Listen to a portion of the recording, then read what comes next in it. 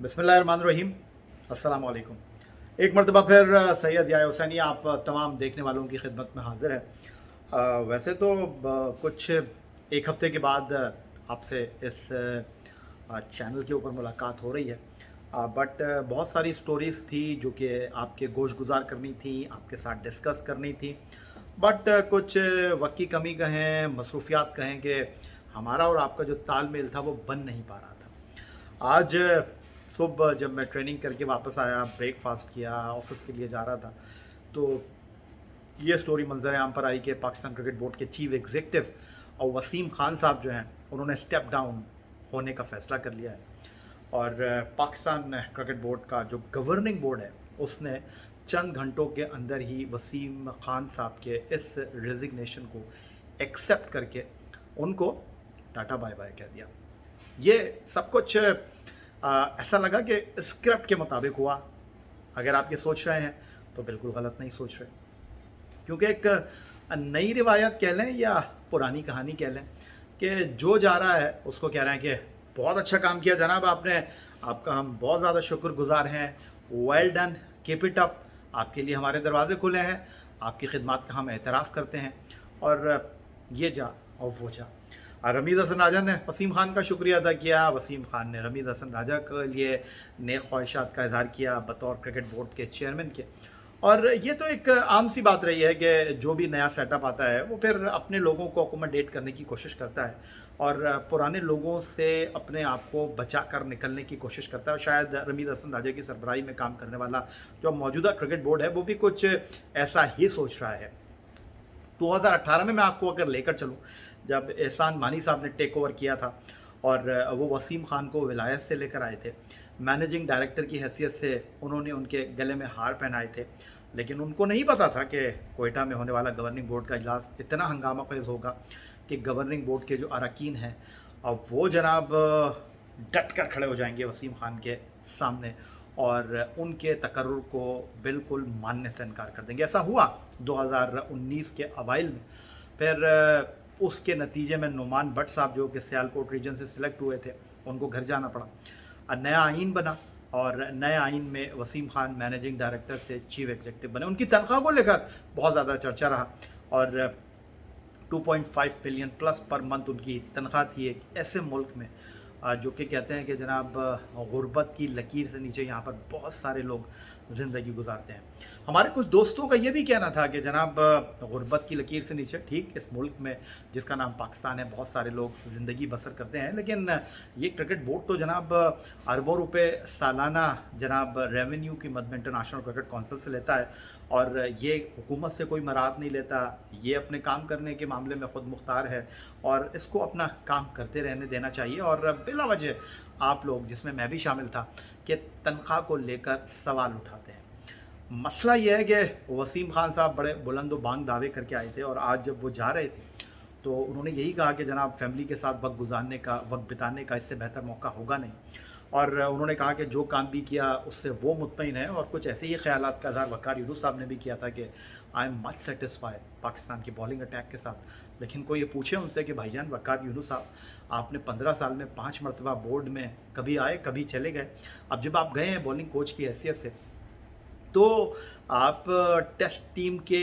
नई गेंद के बॉलर का नाम बता सकते हैं, वनडे टीम के नई गेंद के बॉलर का नाम बता सकते हैं, फर्स्ट चेंज के बॉलर का नाम बता सकते हैं, T20 क्रिकेट में आपके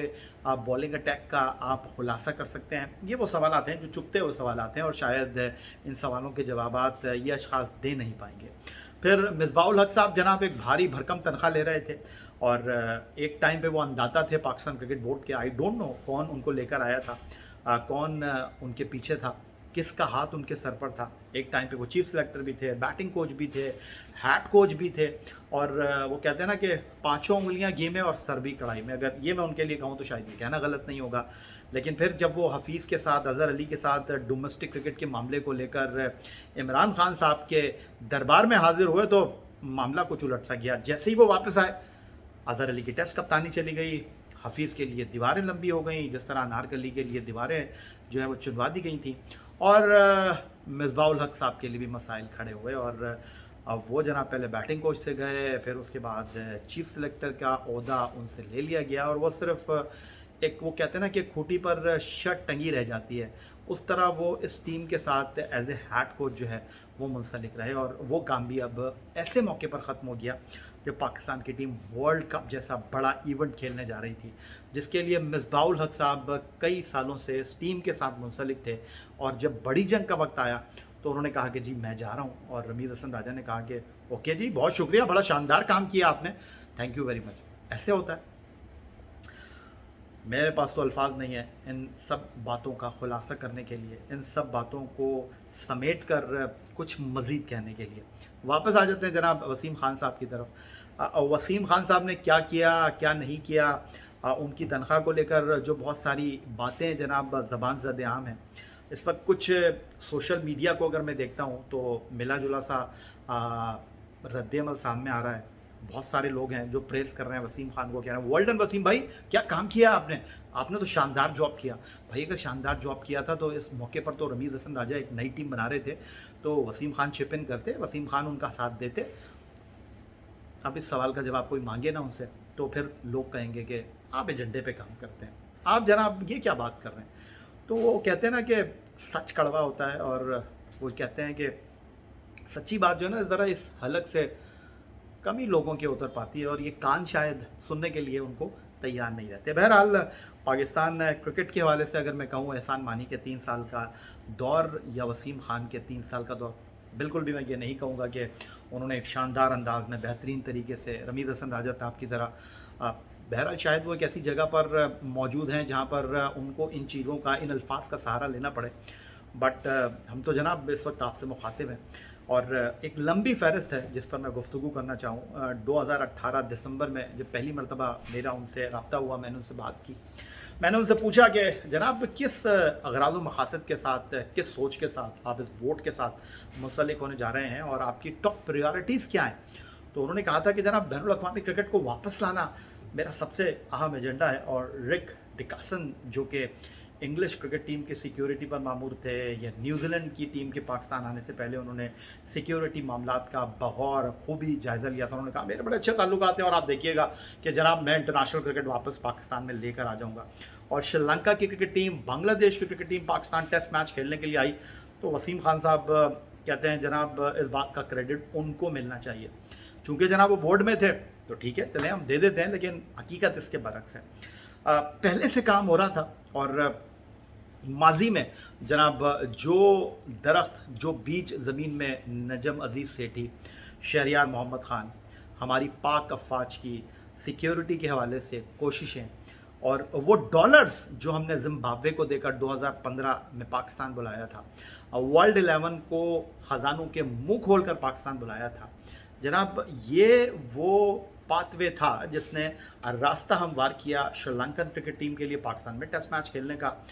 بنگلہ دیش کرکٹ ٹیم کا پاکستان میں آ کر کھیلنے کا، جنوبی افریقہ اور زمبابوے کی ٹیم کا پاکستان میں آ کر کھیلنے کا۔ لیکن وسیم خان صاحب کریڈٹ لیتے ہیں، تو جناب اب ہم کیا کہہ سکتے ہیں، ہم ان کے نہ تو کلیم کو جناب مسترد کر سکتے ہیں، نہ ان کے منہ سے نکلی ہوئی بات کو ایسے جا کر پکڑ سکتے ہیں، بالکل۔ تو اب مسئلہ یہ ہے کہ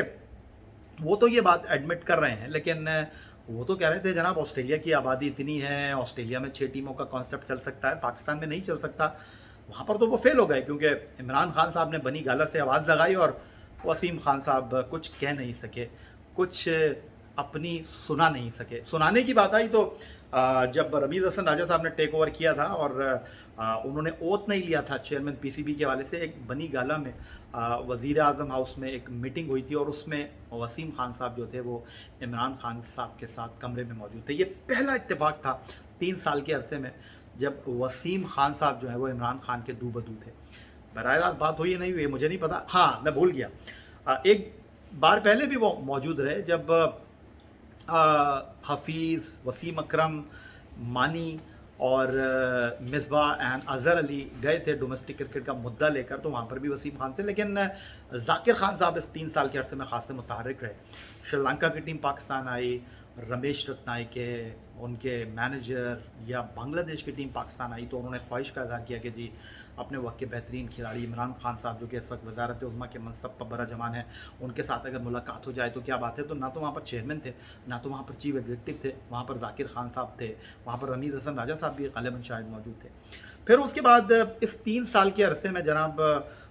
جو نچلی سطح پر کرکٹ ہے وہ تو شاید ہوئی ہی نہیں. پھر اس کے بعد اگر میں بات کرتا ہوں اور بہت سارے مسائل تھے جو کہ کھلاڑیوں کے بورڈ کے درمیان ایک رابطے کا فقدان رہا. اقبال قاسم صاحب آ کر چلے گئے. اقبال قاسم کے ساتھ محسن حسن خان, یونس خان, یہ وہ کرکٹر تھے جو آئے اور بورڈ کے ساتھ ان کی بن نہیں سکی اور وہ چلے گئے. احسان مانی صاحب جو تھے انہوں نے 3 کرکٹ کمیٹیاں بنائی.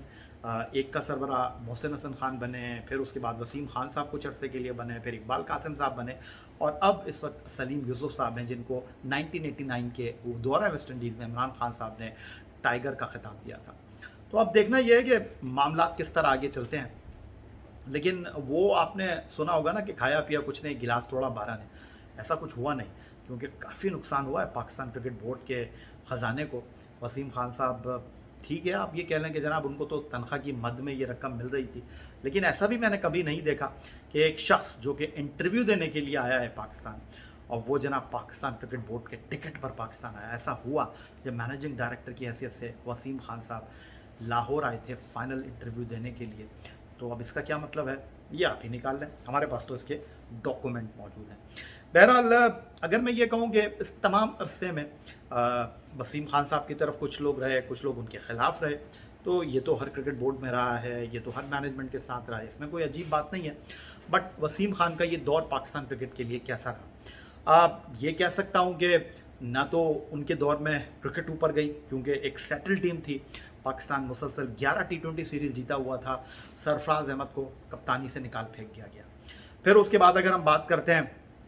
رینکنگ کے حوالے سے, تو اس وقت test, one day and T20 تینوں فارمیٹ میں پاکستان پہلی پوزیشن پر کسی فارمیٹ میں کھڑا ہوا ہمیں دکھائی نہیں دے رہا. اس 3 سال کے عرصے میں پاکستان ورلڈ کپ میں نمبر 4 رہا, ایشیا کپ میں ڈیلیور نہیں کر سکا, اور T20 ورلڈ کپ سے پہلے مانی صاحب بھی نکل گئے, وسیم خان صاحب بھی نکل گئے, مصباح بھی نکل گئے, وقار بھی نکل گئے. تو اب جناب جنہوں نے 3 سال محنت کی تھی, کیا آپ ان سے سوال کریں گے؟ کیا ان کا احتساب ہوگا؟ بالکل بھی نہیں ہوگا, کیونکہ معاملات اسی طرح چل رہے ہیں, روایات اسی طرح بنی ہوئی ہیں.